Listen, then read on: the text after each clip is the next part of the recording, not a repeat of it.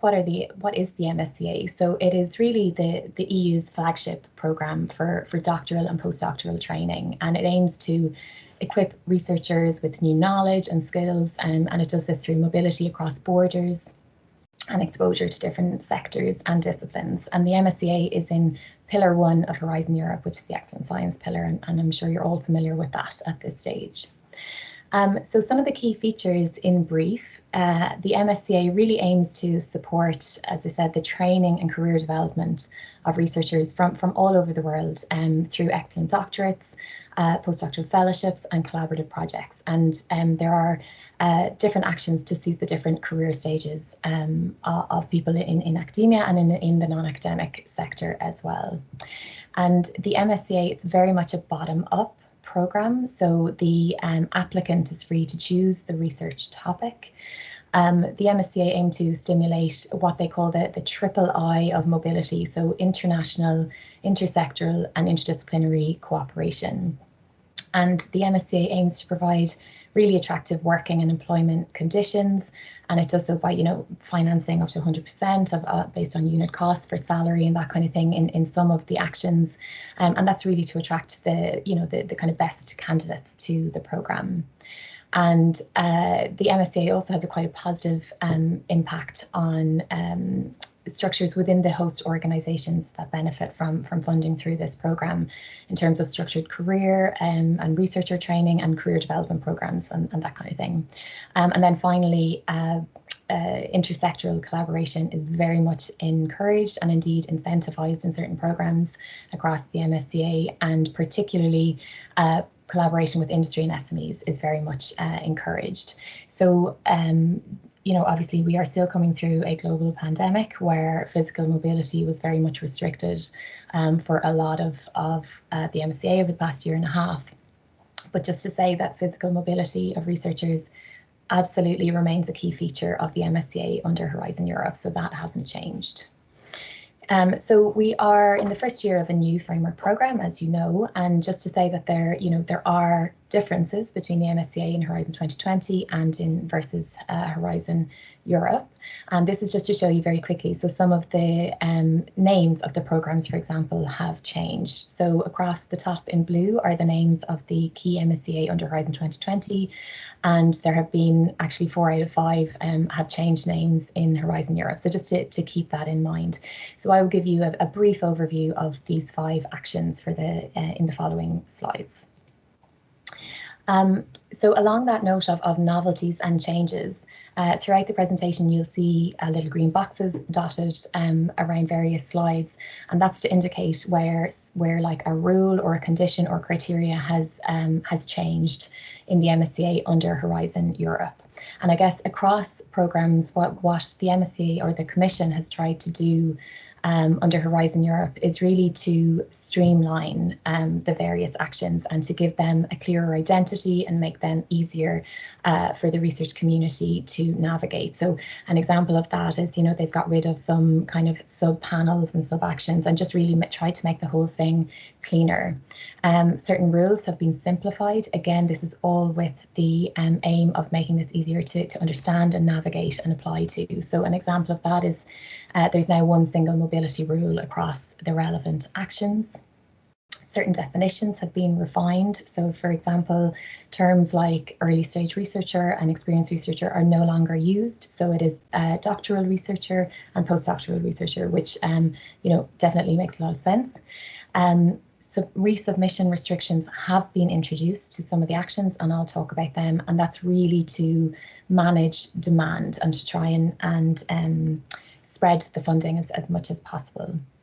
The MSCA have published their guidelines for supervision, and this is in line with the principles set out in the European Charter for Researchers and Code of Conduct for the Recruitment of Researchers. And really the aim here is to ensure that all MSCA researchers are adequately supervised. And while these are not mandatory, their implementation and inclusion in your proposals, it's very much encouraged and expected to be implemented on a best effort basis. Similarly, an MSCA Green Charter has been published, and I have links to all of these. Apologies, my screen is jumping around. So the Green Charter, this is a code of good practice promoting sustainable implementation of research and research activities. Similar to the guidelines for supervision, it's not mandatory, but expected to be incorporated on a best effort basis and where it makes sense for the research. And then the MSCA very much strongly promotes equal opportunity in research and those who can avail of research careers. And an example of this, so in the MSCA under Horizon Europe, the family allowance is now accessible to all and can be applied for at any stage during the project, which is a real positive change. And then also long-term leave allowance has been introduced for beneficiaries, and that's to cover periods of maternity and paternity cover, among other things. And then also the definition of family has been broadened to ensure that everybody who needs access to these allowances can get them, and the definition is in the work programme. And then finally, as I mentioned, there are new incentives for intersectoral mobility, and I'll highlight them as we go along. So very briefly, before I get into the calls themselves, I've added this slide just because you'll hear the terms academic and non-academic sector throughout the actions, and to briefly define those. So the academic sector are public or private higher education establishments, public or private non-profit research organisations, and international European research organisations. And then the non-academic sector is essentially any socioeconomic actor not included in the academic sector. Of course, it must be a legal entity in order to be a beneficiary. So the first programme that I will introduce is the Doctoral Networks, which was formerly known as the ITNs. And these are international consortia of beneficiaries which aim to develop bespoke doctoral research and training programs. And the objectives of those are to be able to, respond to well-identified needs in research and innovation areas. Of course, it's always bottom up, so the applicants and the researchers decide the topic.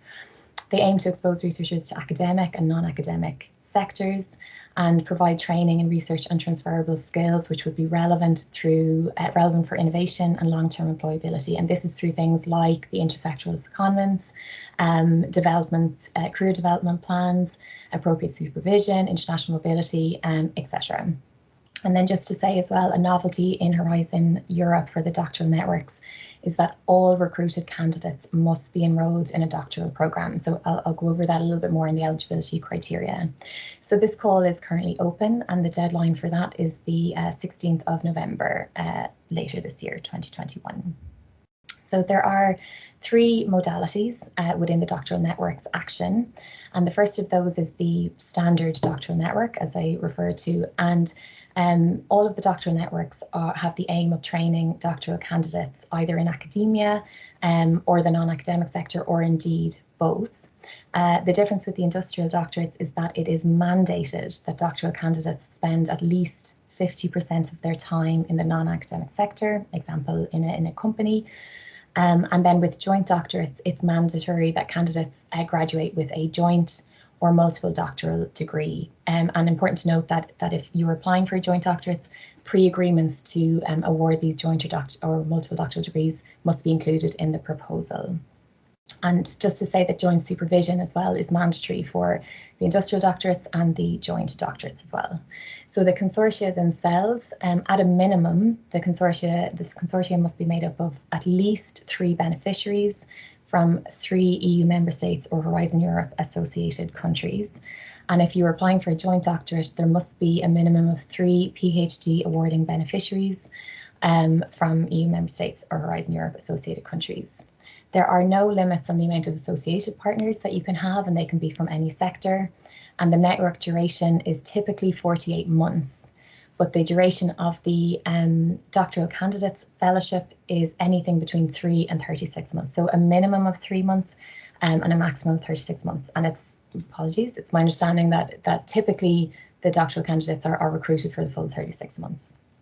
So a couple of changes then again in the MSCA under Horizon Europe. So they're really trying to incentivise intersectoral collaboration, and international collaboration and joint doctorates. So what they have done is reduced the maximum person months in the standard doctoral network that you can apply for. So that now stands at a maximum of 360 person months, or 10 doctoral candidates if you're going to recruit each of them for the full 36 months.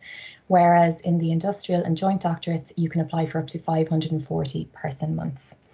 Secondments are encouraged, and a novelty here is that now in the MSCA under Horizon Europe, secondments can be to any country worldwide. However, there is a cap on the amount of time a candidate can spend on secondment, and it is now a maximum of 1/3 of the fellowship's recruitment duration. So if they're recruited for 36 months, they can't spend any more than 12 months on secondment. And then in terms of eligibility, so for the beneficiaries, as I said, there must be a minimum 3 legal entities from different EU member states or Horizon Europe associated countries, with the novelty that a minimum of one of those must be from an EU member state. All beneficiaries must recruit a doctoral candidate, and beneficiaries are required to host and supervise researchers, or indeed use linked partners associated with them to do so. And no more than 40% of the EU contribution may be allocated to beneficiaries in the same country. And then for the actual doctoral researchers or the doctoral candidates themselves, so they cannot already have a PhD. These must be researchers who are doctoral candidates and not already in possession of a PhD.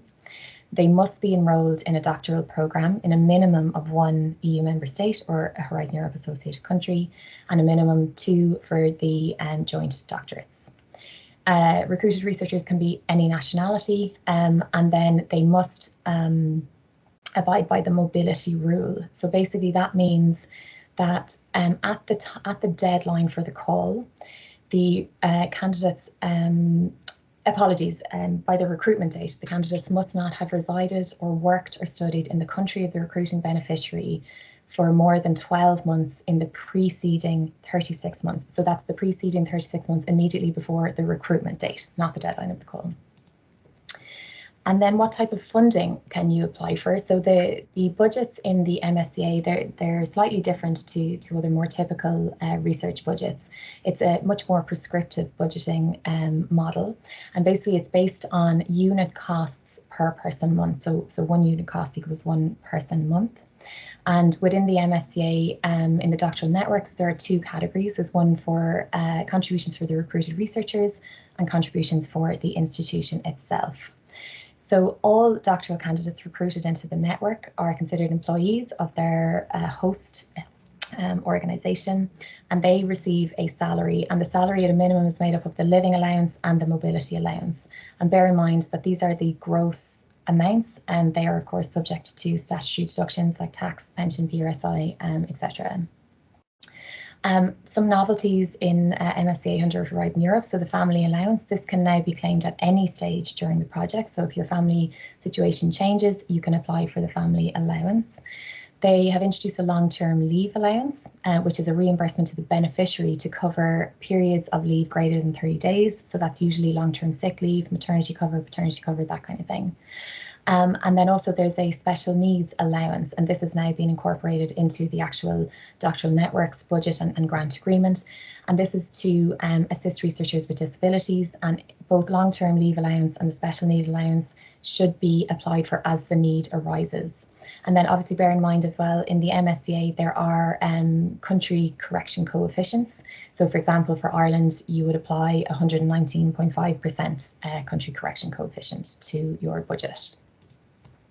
The next programme then is the Postdoctoral Fellowships. So this was previously known as the Individual Fellowships. And this is funding for projects and for the training of excellent researchers. So it's important to say, the focus is very much on the researcher here. So do keep that in mind when you're writing the proposal. So it's not only a research proposal, it's very much equally a career development proposal. So that's a key thing to keep in mind. So the goal really is to enhance the creative and innovative potential of researchers already in a possession of a PhD, wishing to acquire new skills through advanced training, international, interdisciplinary and intersectoral mobility. And essentially you have a supervisor and a potential researcher. They write an application together and that's submitted to the Commission. And the host supervisor can be from the academic or the non-academic sector. So this call is also open at the moment and the deadline is the 12th of October 2021. So similar to MSCA under Horizon 2020, there are two main types of fellowships, but there is a key difference in the European fellowships under Horizon Europe.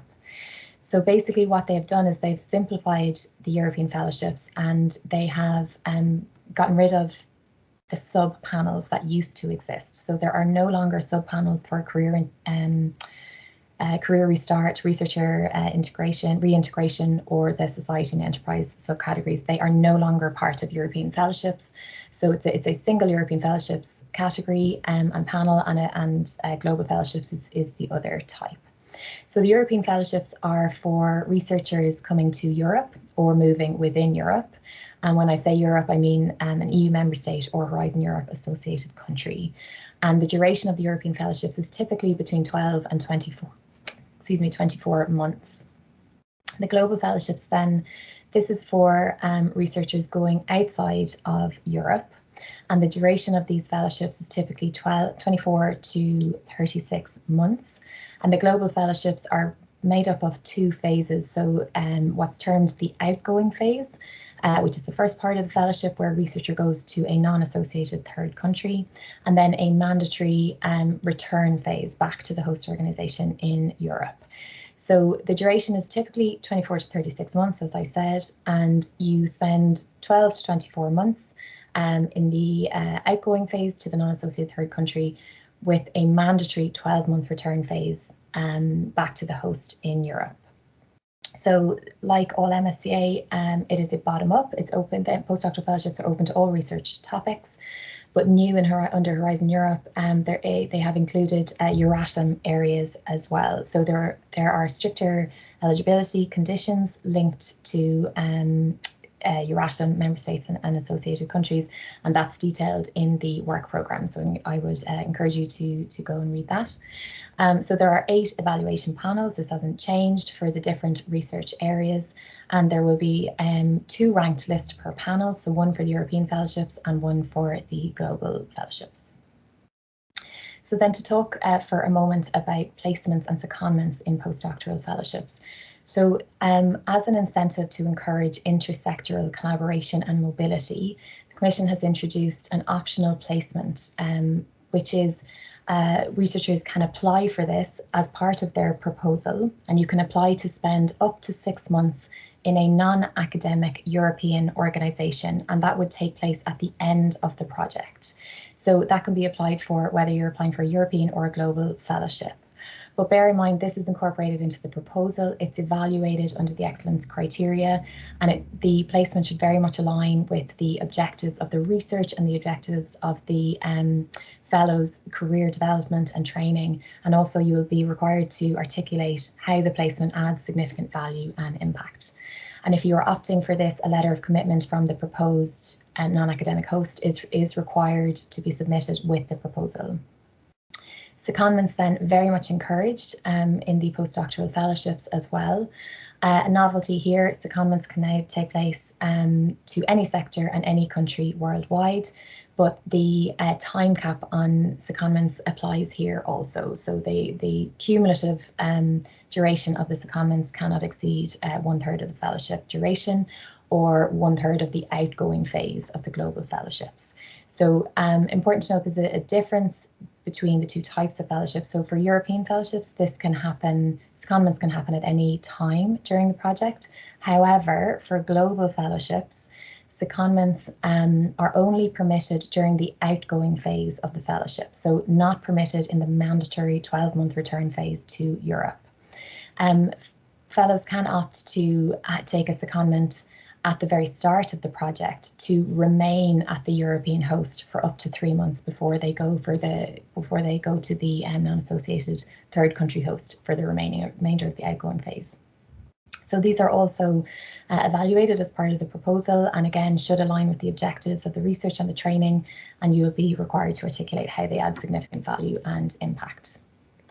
And in terms of eligibility criteria for the fellowships, so for the European fellowship, These are open to researchers from any nationality. However, for the global fellowships, these are open to nationals or long-term residents of EU member states or Horizon Europe associated countries. And long-term residents are defined in the work programme. The mobility rule applies here also. So essentially, the researcher must not have resided or carried out their main activity, which is work, study, etc., in the country of the beneficiary for European fellowship or the host organisation country for the outgoing phase for a global fellowship for more than 12 months in the 36 months before the call deadline. Candidates now must be in possession of a doctoral degree, that's a novelty, and the doctoral degree must be obtained before the call deadline. So if you have an applicant who has successfully defended their thesis but has not been officially or formally awarded the doctoral degree, they are considered to be in possession of a doctoral degree for the purpose of this eligibility criterion. And then there is a scientific age cap on prospective applicants. So applicants must not exceed a maximum of 8 years full-time equivalent research experience from the date of award of the first doctoral degree. Now, if you have had periods of maternity, paternity leave, long-term sick leave, time spent not working in research, that time is excluded from that maximum 8 years scientific cap. So the funding then, the budget for the postdoctoral fellowship, similar to Doctoral Networks, 2 categories of funding. Also, you have here the introduction of the long-term leave allowance and the special needs allowance, as you did in Doctoral Networks. The red arrows indicate the amounts which have increased, the unit costs have increased versus Horizon 2020. And then just to say, regarding the country correction coefficient, if you are applying for a European fellowship, 1 coefficient will be applied. But with global fellowships, there are 2 coefficients that will be applied to the budget, 1 for the European host and 1 for the outgoing phase. And then all postdoctoral fellows are employees of their host and receive a salary which is subject to tax. And then, as I mentioned, in order to manage demand to these programs, they have introduced resubmission restrictions for both the Doctoral Networks and the postdoctoral fellowships. So if you apply to a Doctoral Networks under the 2021 call and you receive a score below 80%, or indeed you apply to the postdoctoral fellowships call in 2021 and you receive a score below 70%, you cannot resubmit in 2022 with the same proposal. So just bear that in mind. So the staff exchange then, this is definitely the most international of the MSCA. This was formerly known as RISE. And the purpose of the staff exchange is to fund joint research and innovation projects aimed at generating and transferring knowledge between countries, sectors and disciplines. These are implemented through short-term secondments to different organisations within the consortium. And like the other programmes, 3 dimensions of mobility very much apply here, being intersectoral, international and interdisciplinary mobility. So the interdisciplinary mobility is new, and there's an incentive to encourage that, which I'll mention in a second. The maximum that you can apply for is 360 person months for the consortium, and these staff exchange awards last for 48 months. This call will open in October and close in March next year. And then in terms of who can be part of these exchanges, so they're open to any type of staff contributing to research and innovation activities. So that can be the researchers, technical staff, managerial staff, provided they're contributing to the research activities. Open to researchers at any career stage, so doctoral candidates, postdoctoral, and also tenured academics. But anyone who's going on exchange must be actively engaged in research and/or innovation activities for at least 1 month prior to the secondment at the sending institution. And then some of the rules around these as well. So each staff member is seconded for a period of 1 to 12 months. That can be split into several shorter stays. And while on secondment, staff must be devoted full time to the action. And then after the secondment, the staff should return to the sending institution. So to ensure that the knowledge, experience and training gained is brought back and shared with the host institution as well. And the consortia then, to be eligible, the consortium must be made up of at least 3 legal entities in 3 different countries. And 2 of these should be in a different EU member state or Horizon Europe associated country.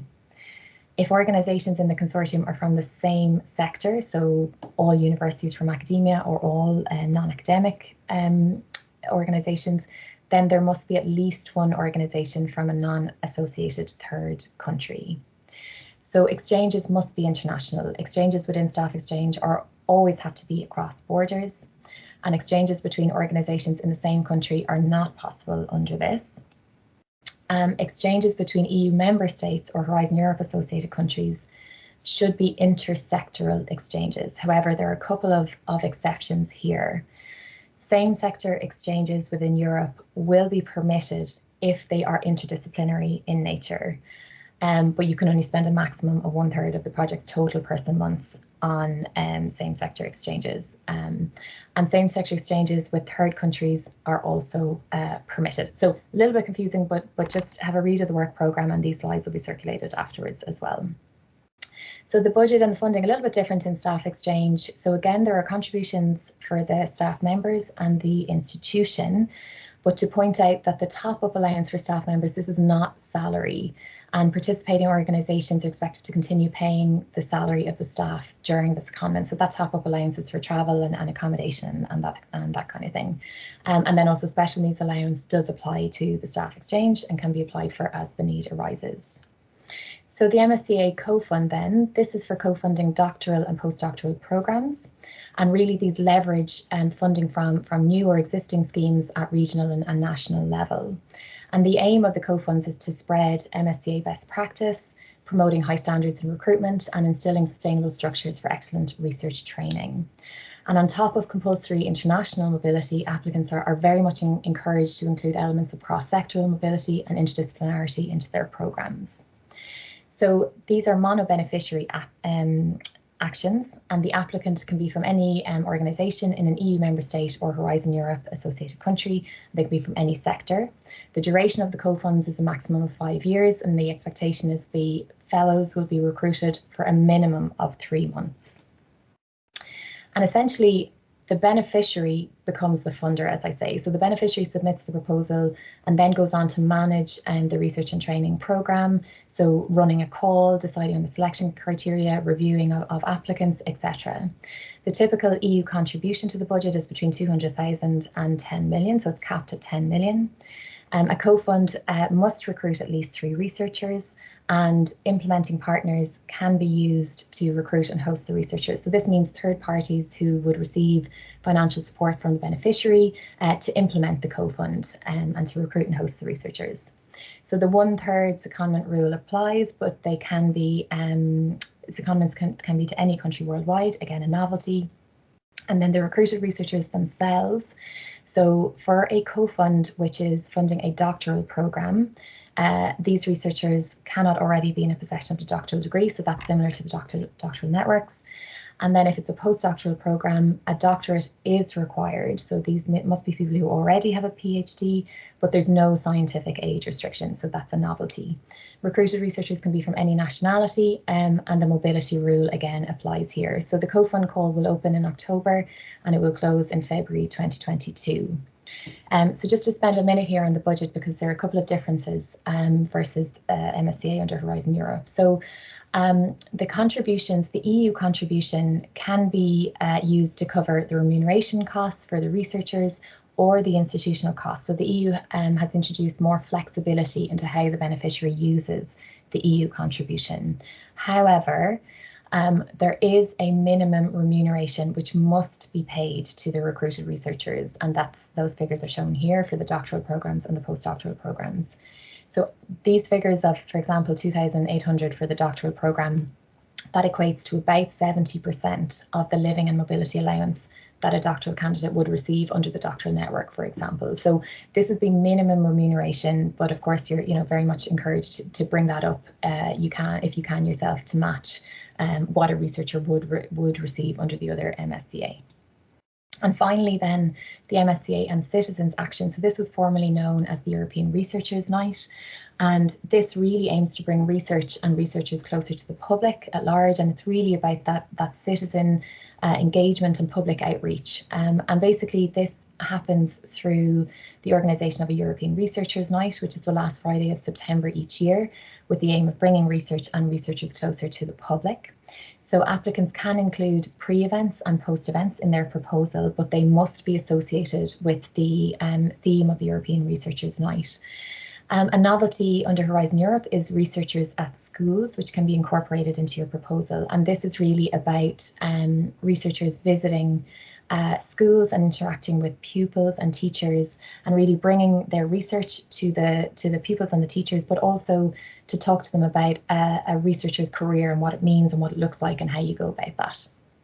The maximum funding is €150,000 per annual edition, and the duration of these awards are 24 months from the start date. So important to note, the call this year is for 2 successive editions of the European Researchers' Night. So it's for 2022 and 2023. So if you're applying for this for both years, your max funding that you could apply for would be €300,000. Applicants are very much encouraged to align their activities with the Horizon Europe mission as well. And the deadline for that is the 7th of October. And then finally, I'm not going to go through these in detail, but I've included links here to the key websites and guidance documents for these. And there are 2 slides with those. And then also to say thank you for your attention. I'll be happy to take questions, but just to note as well, I myself am learning fast. So if I can answer your question now, I certainly will. But if I am in any way unsure, I'll ask Patrick to follow up with me in writing, and I will get the answers back to you in writing. So I will stop sharing there if I can. Great.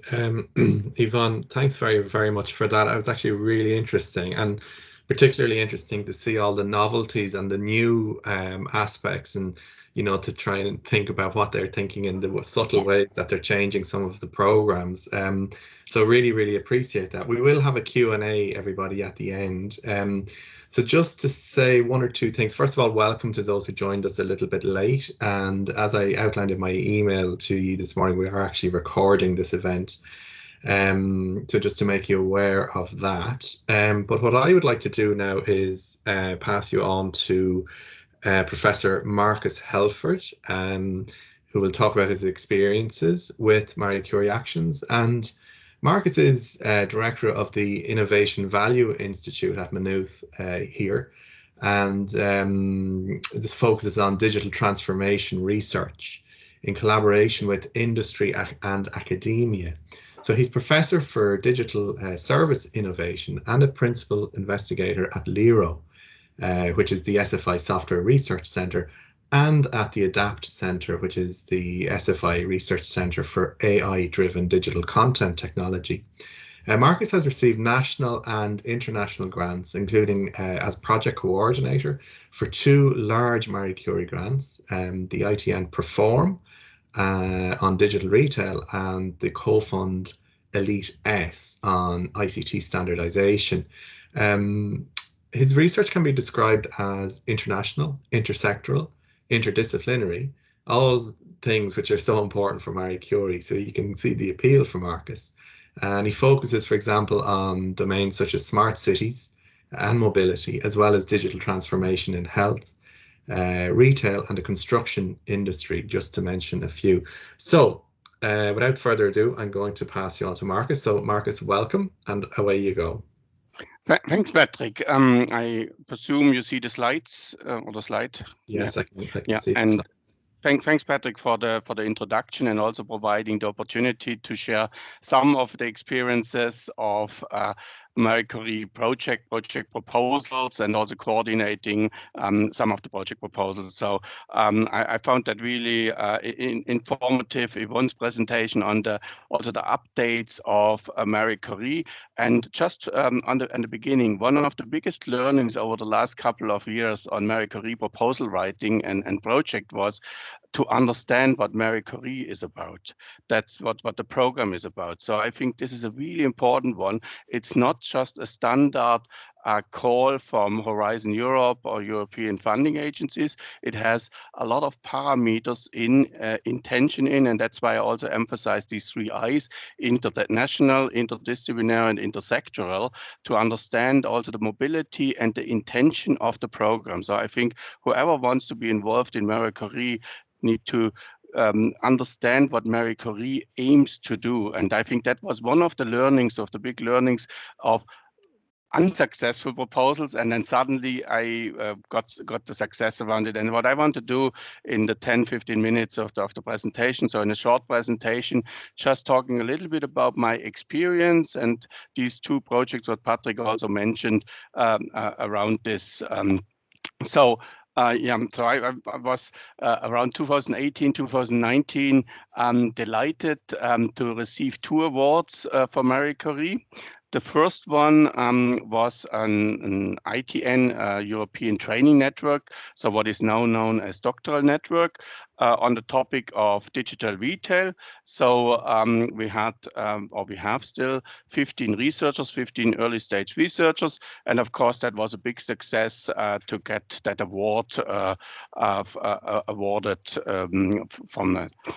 The second award, which I got, was then a COFUND, also around the same time, on quite different topic, maybe related, but different, on standards, on ICT standards, together with the ADAPT Research Center, and I coordinated that on the first phase of the project. So, and what I want to share is a little bit about the experience of these proposals and also coordinating. And when Patrick asked me if I want to give a presentation, I was thinking, so what is the kind of the key message? And maybe the key message around me for this for me is actually Marie Curie is a fantastic opportunity to get involved into. It's a lot of work, like we have these active projects, so there's a lot of work to coordinate, but it also, like with program manager, so it's doable. But it's fantastic to receive, first of all, the funding. I looked that up this morning, and I think Yvonne mentioned some figures maybe for Ireland around this. So it's quite a bit of funding in Marie Curie and the various programs, and it enables the visibility around this. So what I noticed since I have since I'm coordinating these projects, that I get more inquiries, more invitations to other projects. I work with excellent researchers. So it's a fantastic opportunity for visibility, for working, for collaborating in that international setting. So I think in addition to, of course, the funding, it's really provides opportunities around this. And what we have done, for example, for the digital retail, we established an international network with researchers, and not only just the partners within the project. So it also enabled us to talk to other centers, to really excellent researchers and also companies. So a couple of weeks ago, 2-3 weeks ago, we had a digital retail summit with over 200 registrations with industry, academia. So I think without that project, it wouldn't have been possible to reach that visibility. Also, what I found beneficial is that bottom-up approach from Marie Curie, so that we actually can propose our own topics. It fits into our research, and we can shape a research vision. So, for example, for digital retail, that was pre-COVID, we shaped that research vision around that online, offline will merge together, and we need business models, we need technology, and we need that interdisciplinary working around this. And that particular also through COVID now, of course, that accelerated it. But we made that now for retail a substantial program around this, for that what we will call now omnichannel research. So basically that shaping a research vision, I find really fascinating on writing these proposals and then sometimes successful on this. And in summary, to me, basically these 3 I's, intersectoral, international, interdisciplinary, it's an exciting opportunity for researchers, and it enables a lot of various topics, work in collaboration across the domains with industry partners together in an international sector. And that's basically also for the Perform project, for the digital retail project. So we have 5 countries together, we have industry partners together, we have universities together, and over the years now, so it started in 2018, and the project, we became really an active collaborative community around this. So with these partners of industry and academia, it's really nice to work with them, and we identify new opportunities. So I think that network around this is one of the big benefits from something like a doctoral network, or in that case it was an ITN for that. So it's not only just about the doctoral students, it's also about that consortium working together and identifying other opportunities around this. Yeah, and also, of course, the funding around 3.8 million is beneficial. And I learned also over the last 2-3 years now a lot about funding, budgeting, managing this, and also the mechanics behind Marie Curie with unit costs and all this. But that will come when the project is active, and I'm learning as I go along with that project as well. Around the same time, together with the ADAPT Research Center, we also worked on another proposal that's the Elite S project, which focused on ICT standards. And what we did here is looking at current policy in the European Union and proposed a response with a co-fund proposal together. So basically we designed a research agenda, which is also, of course, intersectoral and suitable for interdisciplinarity around this, addressing a particular topic, for example, in that case, ICT standards, and then shaping this with impact, research agenda, and in this case for up to 16 research fellows, which are co-funded in this case from ADAPT and industry around this. And like just looking at the EU contribution, it's over 1 million. So it's also a relatively significant project to shape actually a whole area of research and bringing really good researchers into Ireland.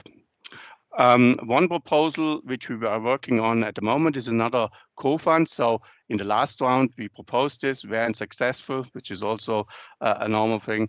Now we reshaping this, and hopefully for the next year's February deadline, we can propose a co-fund proposal around digital transformation with the different topics, different disciplines. It's again interdisciplinary, intersectoral in an international context, responding to some policies, some challenges within the European Union around this. However, it's not a straightforward route or journey. It's quite challenging as well. So to get successful proposals, so the competition and the acceptance rates are relatively low. However, so it needs to be planned, and it can be a long journey. So I describe that as a really, really long journey. So keep in mind that these two proposals, these two projects which were successful are 2018, 2019. And I would describe the journey started somewhere around 2012, particularly for the digital retail one. So I went to a conference, coffee break, and met one of the professors from Austria. And there we shaped somewhere that idea around digital retail, around collaborating, around that interdisciplinarity. And of course, it didn't start immediately with a proposal. We started with a small project around co-supervising a PhD student on innovation, digital transformation technology. That worked very well. And that led then, so from 2012 to 2015, to a proposal, our first proposal on ITN, ETN. We came up with the name No-Line at the moment, I think, or afterwards, I think that wasn't a great name, the acronym. We also spent a lot of time on planning and had loads of ideas and a big consortium, many topic areas, and many contributions. So we tried to take all the different contributions from all the consortium members in, and it wasn't successful. It got a good score, but not an excellent score. It was far too complex. So we basically took too many concepts in. Then a year later, we tried to take on the comments and focused on particular on training, so understanding more and more what Marie Curie is and what they focus on to train young researchers, early stage researchers in that case. So then we went really broad on training and had a very complex training program. So here are just some indications on this. So we spent again a lot of time on shaping this, and it wasn't successful either. So we got a good score with 83. It's a good score, but far away from really a fundable score. So I would say it was still too complex. It was too much focused on training, and it still didn't incorporate particularly the 3 I's from Marie Curie and fulfilling all the perspective on actually really advancing research careers. And then the third submission, we streamlined this, and I think that shows it really nice on even on that overall picture. So complexity, too much on training, too much on and then streamlining the proposal. So the last submission was basically not something new. It was basically the presentation of the proposal. So streamlining the proposal, writing it in a way that it fits very well to Marie Curie, and suddenly it was successful in 2018 with this kind of topics, business models, customer experience, and technology aspects around that. And then basically the work started to coordinate the project, to recruit the researchers. So I'm glad that the mobility rule is now a little bit more unified between the different programs.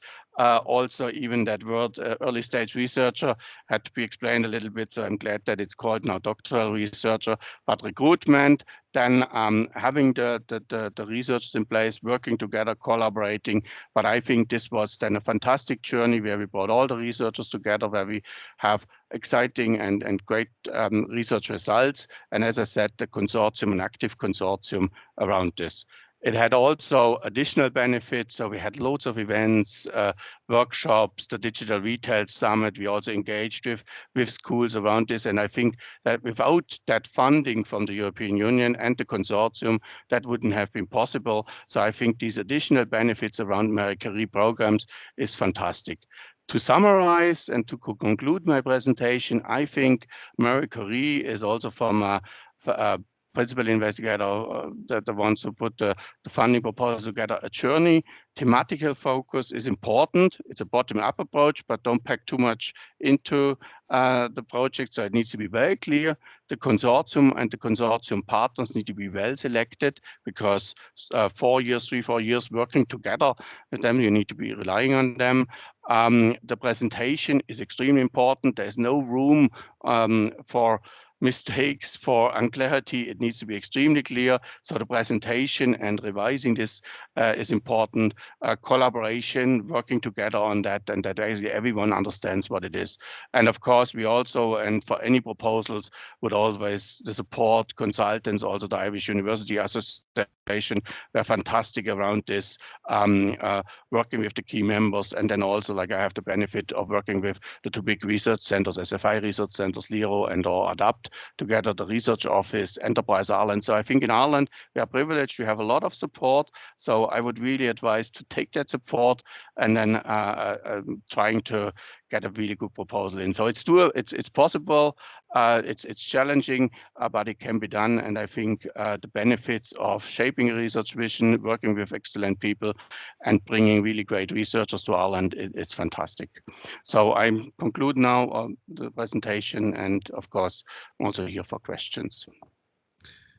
Marcus, thanks very much for that. That was really fascinating to hear your insights and your experiences with all the Marie Curie actions, really. And I think what I'll do now is I think I'm going to open the floor to questions. I have 1 or 2 things to say at the end, but I think at this point, to keep the momentum, I'll open the floor to questions. And I have one, and actually, if anybody wants to raise their hand, that's probably the best thing to do. But I have one question for each of ye. And Marcus, to yourself first. What I'm struck by listening to you is this idea, I suppose, of persistence and keeping going. You go back as far as 2012 and so on, and things develop. But how important is it to you to keep going when it comes to your attitude to being successful in European funding? Yeah, if I want to have these benefits, that consortium, I basically need to have that persistence. And it's normal that basically, like, of course, it's not a nice thing when you get the evaluation summary report and they didn't get the points. And it's like, or you get a 90% and the next funding is 93. So you have 3-4 points away, which is in Marie Curie quite a bit, actually. So, but I think then basically just take a deep breath and start again. Every year, basically new calls coming, and that's also the nice thing about, and I'm glad that they didn't change everything about Marie Curie, that we can build on what we know. So I think this is a learning curve, and like what I also learned, that actually every proposal is of course not identical to the previous one. So what worked previously doesn't maybe work in the next one. So it's really unique how to put it together. But yeah, just continuing it, and the benefits on the end are really big. Okay, thanks, Marcus. So it's worth keeping going. Yvonne, if I could ask you as well, and I hope it's a fair question to ask. I've noticed in some of the programs, while there is an emphasis on saying that the thrust of them has not changed really in any way, yet some of the evaluation criteria have changed slightly, or the emphasis has changed. What's your take on that? Is there changes in emphasis in the program, or is it really as you are and they're just, moving around a few bits of evaluation criteria to make it more coherent? No, I think you're right. Like, I wouldn't say that the changes are subtle per se. Like, I'm getting up to speed myself, and I'm looking at the program last year versus the program this year and trying to compare and contrast. And I think there are, some differences which are greater than others. And one that really stood out to me was the addition in the impact section of how your funding and how your award is actually going to contribute to greater economic and societal benefits. So that seems to have been introduced to the MSCA under Horizon Europe, where I think previously there was a lot of emphasis on what the impact was going to be on the researcher's career, and that's still very much there, and the training and the impact on the organization. But they've added in this greater societal and economic impact, so that's really important to take note of that. And I think you can see, so the MSCA is very much trying to position itself as a feeder to other European priorities like the Horizon Europe missions and other kind of partnerships and that kind of thing. And so trying to seek out where the synergies are between the different Horizon Europe programs and indeed other European programs as well with the MSCA. So while some of the differences are subtle, like for example, they might have merged 2 criterion into one under excellence, for example, there's subtle changes, but there are other ones like, for example, open science, mandatory, gender and diversity dimensions in research, mandatory. And, if you think there isn't a gender dimension in your research and in your innovation, you have to justify why that is the case. So they actually there are some more significant changes to it, and that's really to push where the MSCA is kind of sitting in the greater European policy context as well. Yeah. And now that is me just, initially what I take from it initially and what I've been hearing. Yeah, and it is interesting to hear your insight on that. Okay, just there's a question here in the chat from Saeed, and he says, thanks for the presentations, and I can back that up for both of you. But he wants to ask, is there not any postdoc call for those experienced individuals with more than 8 years of experience now that they've changed the postdoctoral fellowships to a maximum of 8 years of experience? Yvonne, do you have any take on that? Yeah, so I guess what I'd say is where you would fit would be in a co-fund, for example. Now, obviously, I appreciate that that's a little bit different because co-funds are applied in a particular research theme, and then you're applying to the co-fund itself. So no, the individual fellowships is now capped in terms of a scientific age, and the Doctoral Networks, of course, is for doctoral candidates. So I think where you would come in would be into a co-fund, postdoctoral fellowships co-fund, but also into the staff exchange. Now, I appreciate that's kind of for shorter term secondments and exchanges, but it's very much open to researchers of any age. Yeah, I understand. And one thing I would add actually to say to everybody here today is that, when you get all of those rules for the different schemes spoken out to you like this, there may be some level of of kind of going, okay, what's what for what scheme. And I think the role for our research office is to help people who are interested in these schemes as well disentangle some of those rules. So that's something that, you know, in a way you can kind of relax about, and we can follow up with you later.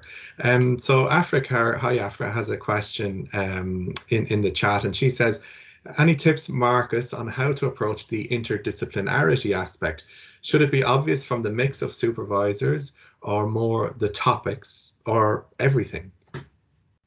Probably, like, first of all, both, I think. So it needs to be, and that's what we also learned basically. So the supervisors are in both, like the doctoral network ITNs and also in the COFUNDS, is basically really important to show that we work with the best and that we have the expertise in the different disciplines. So this is extremely important to show that in the application, that interdisciplinarity.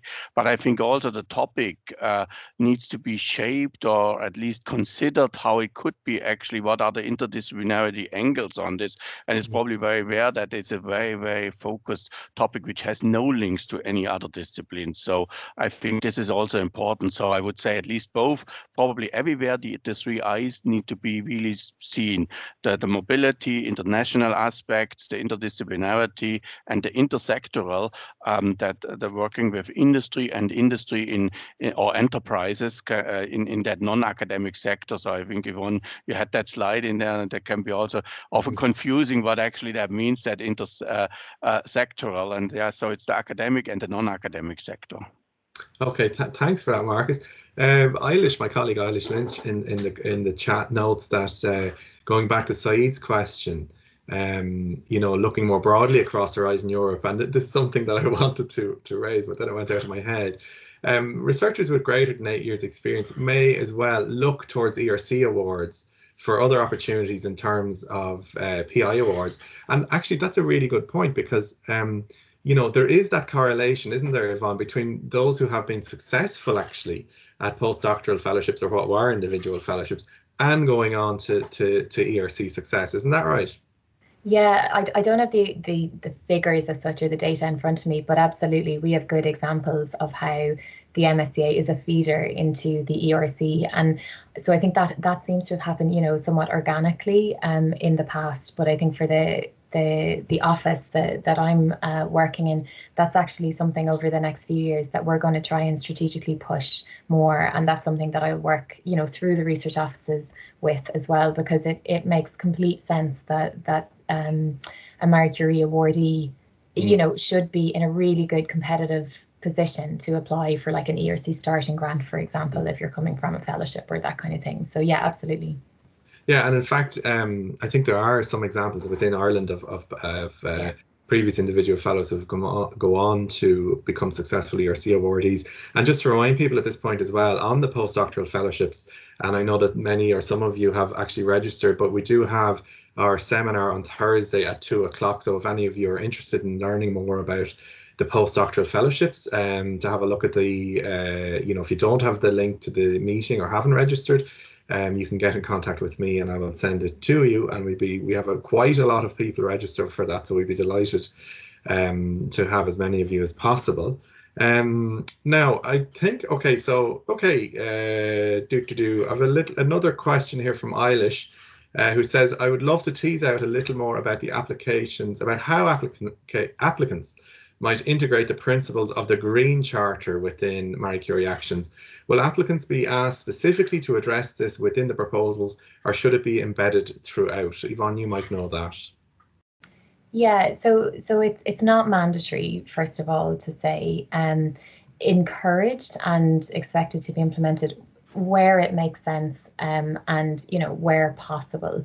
But they're even talking about things like sustainability in the labs, in terms of the choice of if you're talking about a scientific proposal in the lab, you know, the choice of plastics, or the amount of it's even going down to that kind of level. Or if there are certain, like, maybe more frequent meetings, could you have them, and I'm not talking about secondments or anything, but like meetings, could you have them virtually rather than the whole consortium traveling for a 3-hour meeting or something like that? So there's little things like that actually you could probably incorporate to any proposal. And then obviously there may be more other elements that would be more relevant depending on the scientific discipline. So definitely, like, best effort basis, but do have a look at the Green Charter, and it goes into some detail about what the ask is, I guess. Yeah, and that's interesting. And Eilish has also just dropped in the chat there the actual reference to the document. But I know that, as you say, this isn't like a mandatory thing. But to note, one of the changes in Horizon Europe is the mandatory nature now of dealing with things like open science, dealing with things like gender as well, which I think are coming up as evaluation criteria. Off the top of my head, in the postdoctoral fellowships. Yeah, they're evaluated under excellence, and also there's an aspect of the open science under impact as well for some of the calls. And Patrick, one of the links I have in my slides, I'll just double check that it's there, but is to a previous webinar from the European Commission on how you integrate gender and open science, and it goes through the differences in what's expected in terms of impact under Horizon Europe and stuff like that, and it's very much applicable to the MSCA, so I'd recommend you watch that as well. Okay. So look, I'm going to wrap it up there. I do have one or two more slides myself, which I will actually circulate, but rather than bring them up now. And I just want to refer to what they are about. And we've got two things to remember. For those of you who are interested in Maynooth in coordinating Marie Curie actions, there are a range of supports available, financial supports available. One from Enterprise Ireland, so you can get up to €12,500 from Enterprise Ireland to cover things like perhaps a research assistant or a bit of teaching replacement if you are actually developing a proposal. In addition, you can get some of that money to have meetings with consultants that will pay for that. In addition, a little bit of travel if it becomes relevant and able to do so, and also things like professionalization of proposals and so on. And in Maynooth as well, we do back up the Enterprise Ireland programme with our own internal programme, which in effect mirrors the Enterprise Ireland one. And really, you need to apply for Enterprise Ireland one before applying, or in conjunction with the Maynooth University one. So I'll be sending out details of those two programs on the slides. The other thing to note as well is the deadlines, and to be aware of them as they are coming up. In particular, the deadline for the postdoctoral fellowship is now, I think, the 16th of October. And we've got the deadline as well in mid-November for the Doctoral Networks coming up. So with that, I'm going to wrap it up unless anybody has anything further to say. It just remains for me to thank especially our two guest speakers today who've been really, really great, and we really appreciate that. And thanks very much, Yvonne and Marcus. We will follow up with people. Sorry, 12th of October for the postdoctoral fellowships. Thanks, Yvonne. We will follow up with people who are, who have registered to gauge their interest as well. And that's really about it. I thought there was one other thing I wanted to say, but it's gone out of my head. So thanks to you all. And we'll see it, we'll wrap it up at that, but hopefully we'll see most of you on Thursday as well at the Postdoctoral Fellowship Seminar. Okay, thank you, and enjoy the rest of your day. Bye, everybody. Bye-bye. Thanks, everybody. Bye-bye. Thank you. Bye.